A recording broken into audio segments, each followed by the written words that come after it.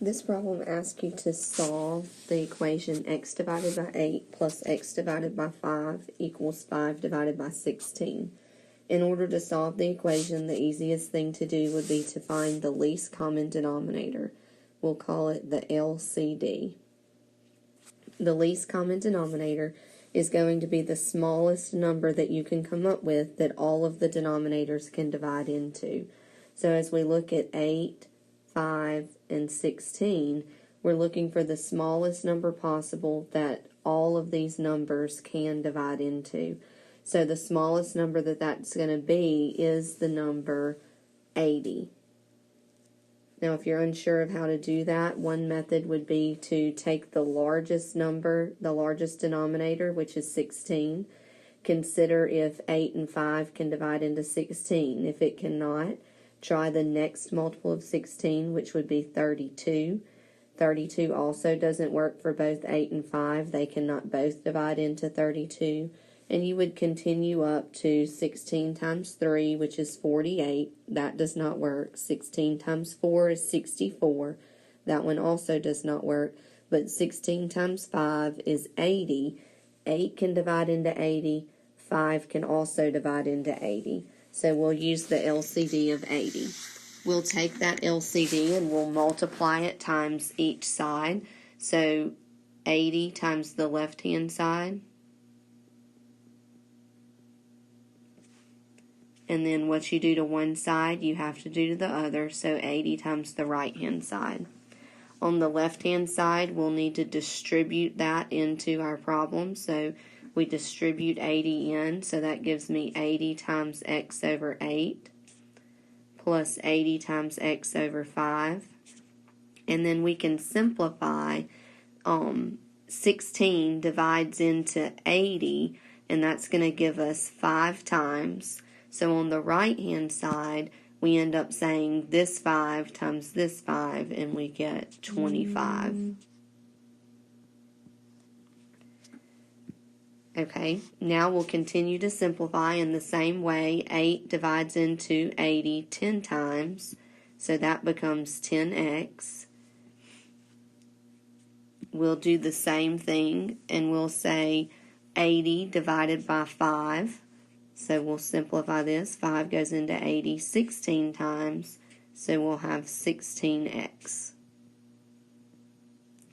So 10x plus 16x, combining like terms, we get 26x equals 25. And to finish solving this, we'll divide both sides by that 26. So x is equal to 25 divided by 26. And that would be our solution. So to start this equation, what you'll need to do when you see a fraction, what you need to do is consider what is the least common denominator.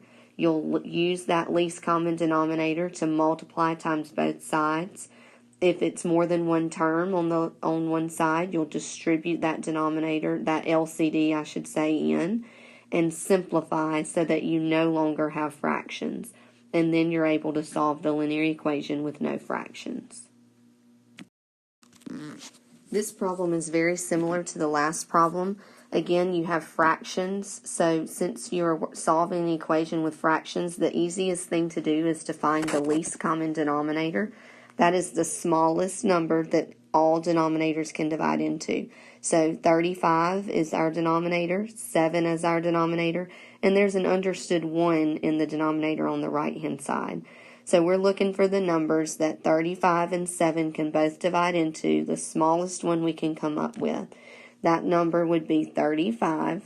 35 can divide into itself, and 7 can divide into 35. So we'll use our LCD of 35, and we'll multiply that times both sides.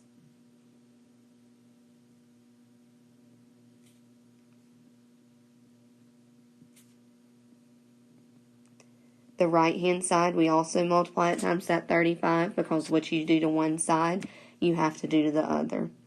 You'll now distribute that 35 into the left-hand side, so you end up having 35 times 12t over 35 minus 35 times t over 7 equals 35.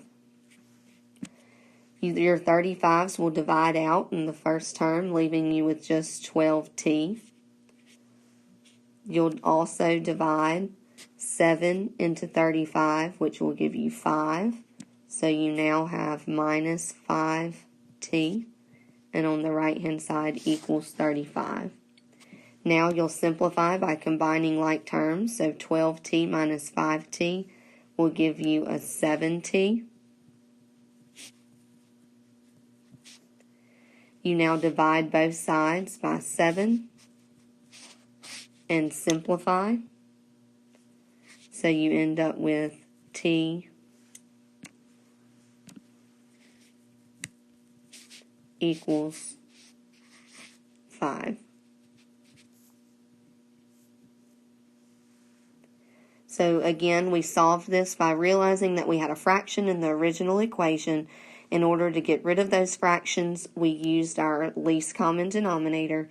We multiplied that LCD times each side, distributed it where we needed to distribute on the left-hand side, simplified fractions, numerator with denominator, and then combined like terms to continue through our solving process.